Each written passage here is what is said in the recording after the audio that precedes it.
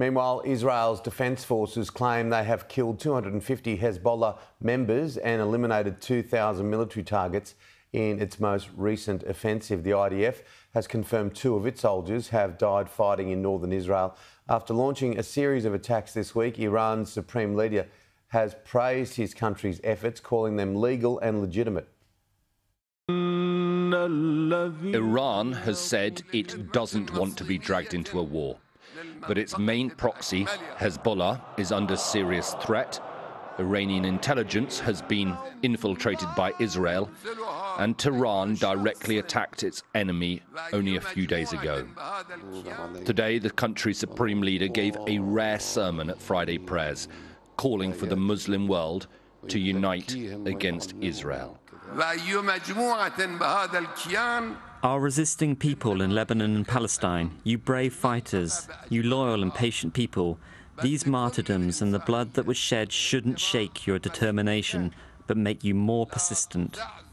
Iran, like the wider region, is now waiting for Israel's response to the ballistic missile attack. The supreme leader has warned Israel not to act. Israel doesn't seem to be deterred. On the one hand, there is a sense of defiance, but I think there is also a deep concern in Tehran.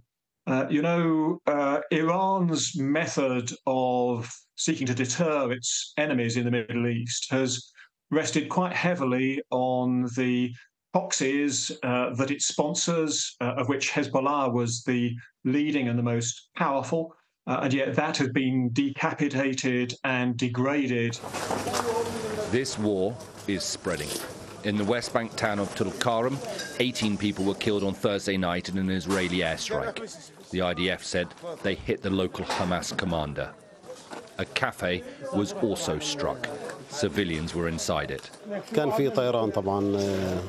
was intense movement of planes, most likely F-16 warplanes. The area below is the coffee shop, and up here is the family house. My brother-in-law, his wife, and 2 children were here, as was his brother-in-law. When the bombardment happened, it was unimaginable. It was like a lightning bolt. The destruction is obvious. Until now, we couldn't identify the body. 2 more Israeli soldiers were killed and 24 injured in a drone attack in the Israeli-occupied Golan Heights today. The drone came from Iraq.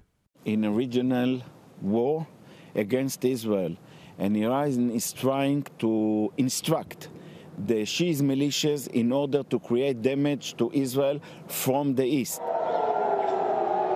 Hezbollah fired missiles at the Israeli city of Haifa again today.